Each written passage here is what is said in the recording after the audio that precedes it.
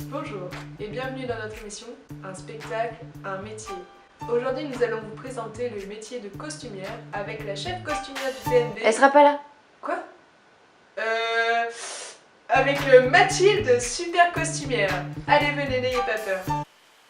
Non mais moi je suis technicienne son en fait.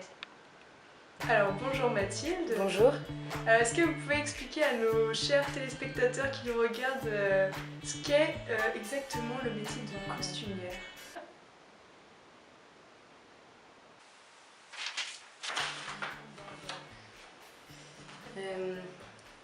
C'est un peu la costumière du monde du spectacle.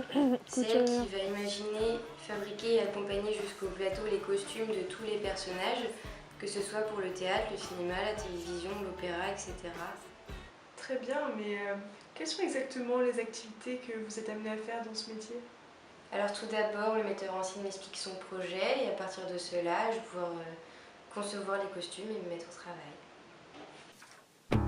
Mathilde entre alors dans une longue phase de recherche documentaire.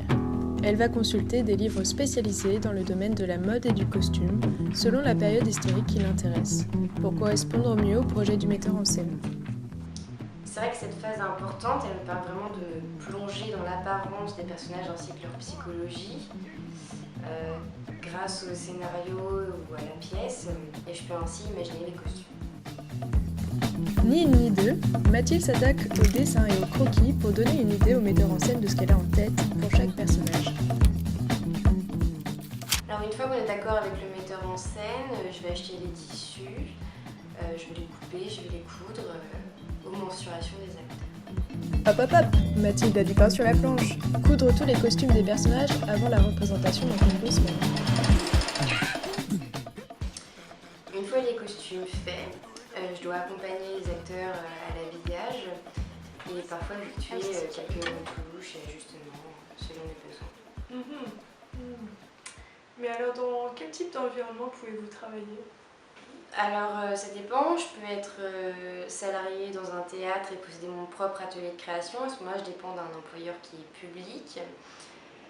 Sinon, lorsque je suis indépendante et que je me déplace selon mes engagements sur des plateaux de tournage ou pour des pièces de théâtre, ça va être plus de l'ordre du privé. Donc là, ça va être un atelier qui va être chez moi.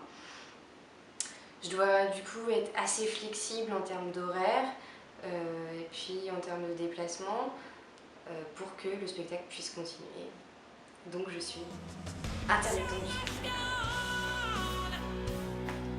Mais alors, êtes-vous plus généralement amené à travailler seul ou en équipe?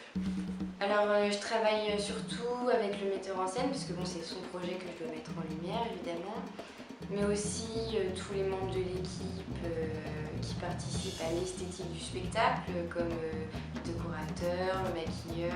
Dans certains cas, je peux aussi être amenée à diriger une équipe de costumières ou d'artisans spécialisés, des brodeurs, des chapeliers, des masquiers. Je dois également travailler avec des personnes venant de l'extérieur, tels que les fournisseurs de tissus, etc. On sait que pour le métier de costumière, il existe bien sûr plusieurs formations telles que le diplôme de technicien des métiers du spectacle ou encore le DMA, le diplôme des métiers d'art, option costumier réalisateur, et ainsi que quelques écoles spécialisées telles que l'ENSAT à Lyon ou le TNS à Strasbourg qui proposent une option scénographie et costume. Mais alors, est-ce que vous pouvez nous expliquer un peu votre parcours à vous? Après une course formation, j'ai commencé comme habilleuse, puis au fil du temps, on m'a donné de plus en plus de responsabilités, donc je suis passée assistante costumière et enfin chef costume. Mais alors, quelles sont les compétences et les connaissances, bien sûr, requises pour accéder à ce métier?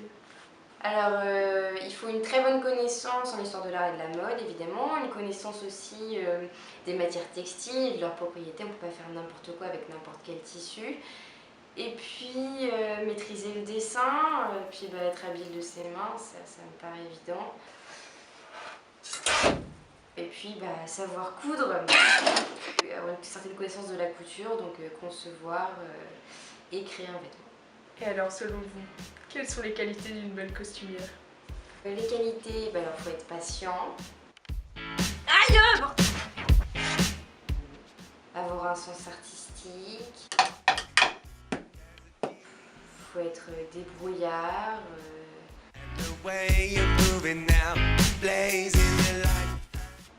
Être astucieux.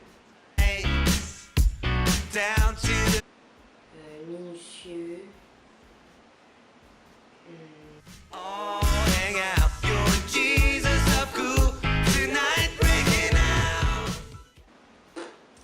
Ok, très bien, l'émission est à présent terminée. Je vous dis rendez-vous à la semaine prochaine pour notre nouveau numéro, cette fois-ci sur le métier de clown. On a un clowner. À très bientôt. Voilà, beau